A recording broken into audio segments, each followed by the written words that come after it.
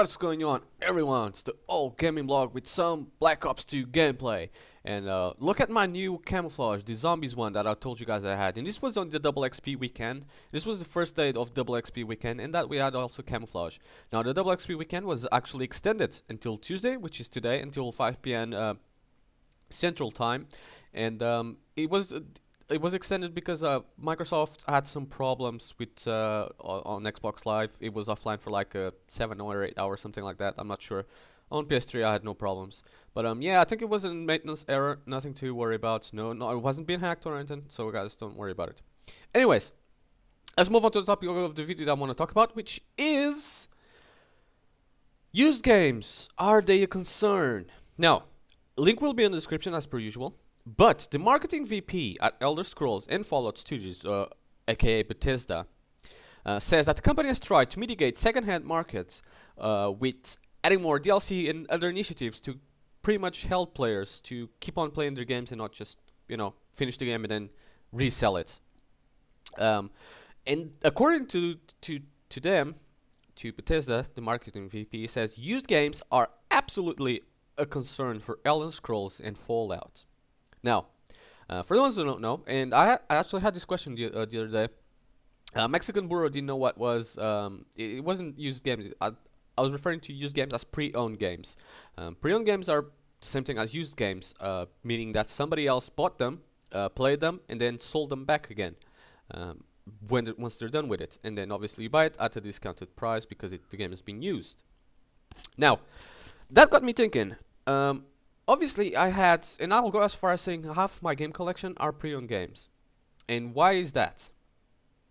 Why do I have half my collection of pre-owned games? First of all, they're way cheaper. Second of all, they're just as good as brand new ones. And that was a triple kill, guys. That deserves a like. Anyways, I think we lost this game as well, which was not very good, but whatever. So yeah, the pre-owned market, right?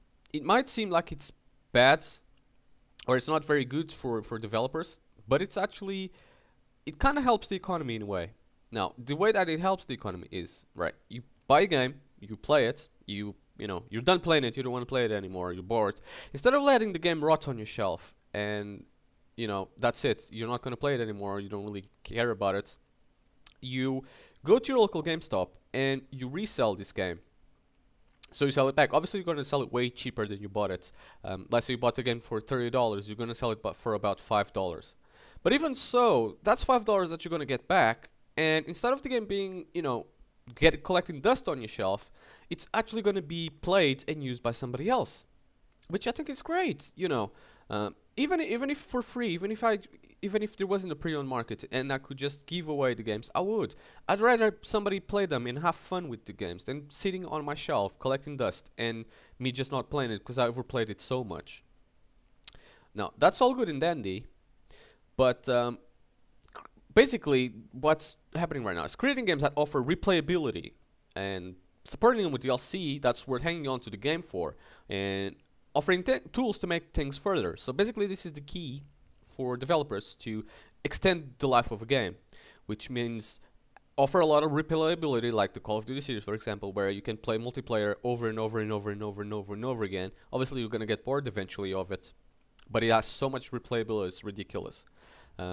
Giving them DLC to keep things fresh. Obviously, keep in mind, put DLC that's actually worth getting. And tools to make them things further, which means allowing mods to the game, allowing the game to be modded, because the modding community and people there's so many talented people out there. It gives, to me, modding community is excellent. It gives the opportunity to talented people to demonstrate their talent and creative people to demonstrate their creativity. What would you do in this game? What would you do in that game? So many good examples I can tell you guys. I could go into modding, extended, but I'll do it in another video. This one, I'm keep going off topic a lot. Anyway, of course this is a concern because they don't make money if GameStop resells their games, right? Basically, you make your game, right? You put it on GameStop on the shelf, and as soon as they sell it, you're getting a commission of that game, which some people say they get 30% of money, some people say they get 10, other people say they get 20. I'm not 100% sure. I'm not in that business. I don't know. I don't know exactly how much a game developer makes off their game.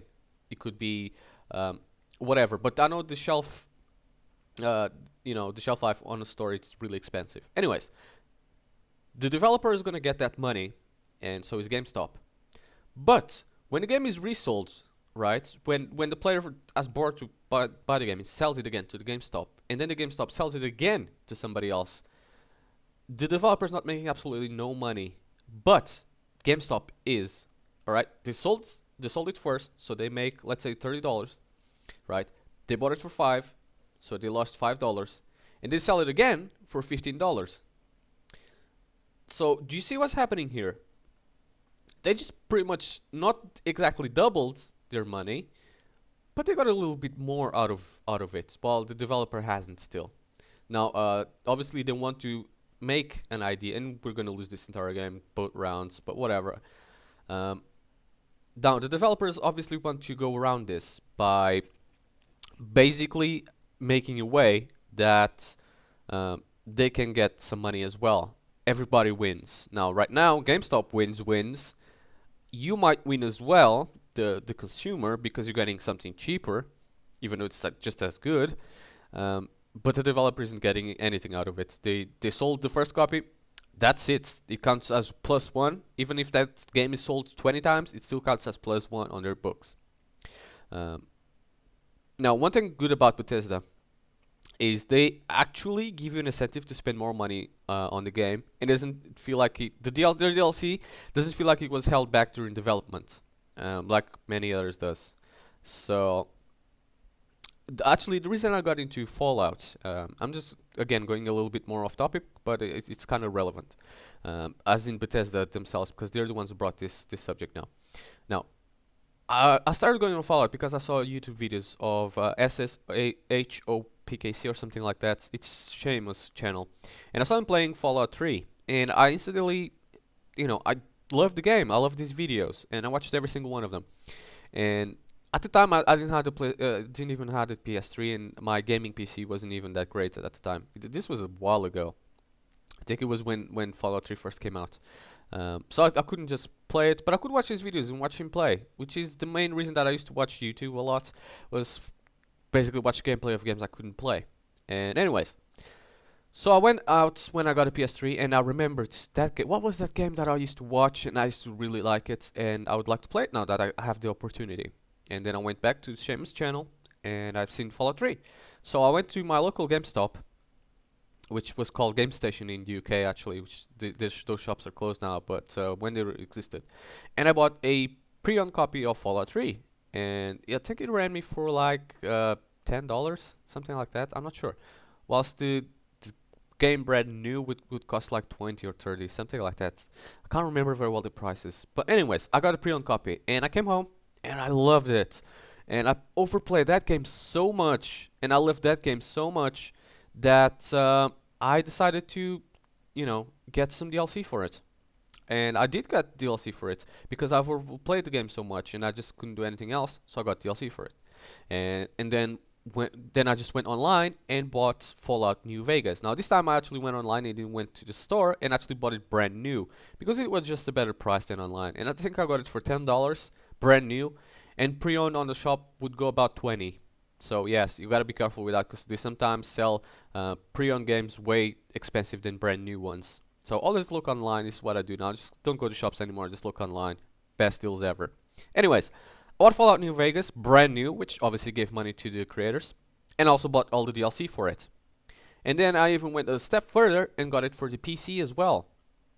And obviously got all the DLC for the PC. So I gave the creators a lot of money. And this all started because of YouTube, but this also all started because of pre-owned.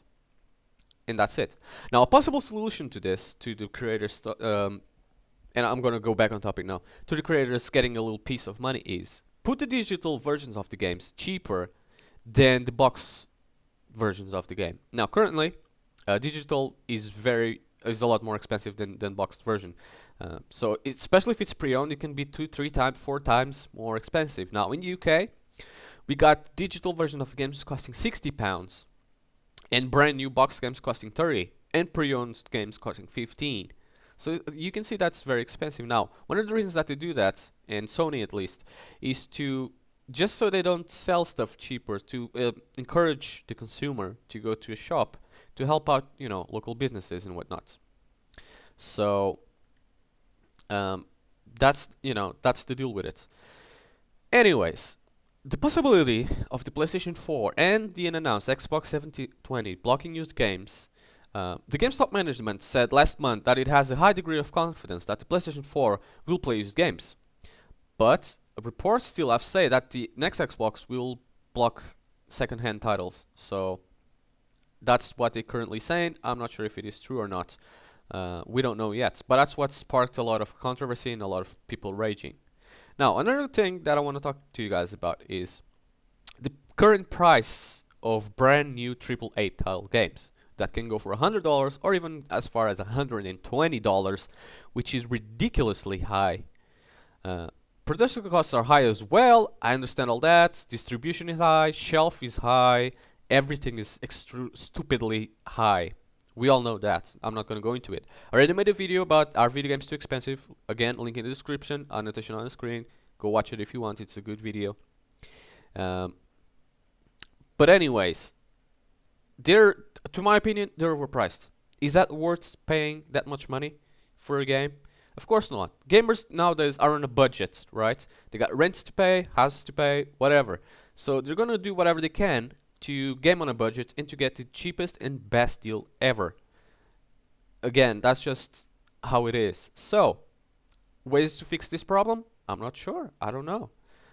Lower the game prices, give a cut to the developers selling pre-owned, but that doesn't let it affect the pre-owned market, because then if you give a cut to the developers, then the pre-owned market is going to suffer because prices are going to rise. I'm not sure how to solve this. If you guys have any ideas or any opinions, please do leave me a comment. I'd love to hear what you guys have to say. Again, leave it a like if you like this commentary, and subscribe if you want to see more interesting conversations like this one. This has been the Al Gaming Blog. Thanks for watching, and peace.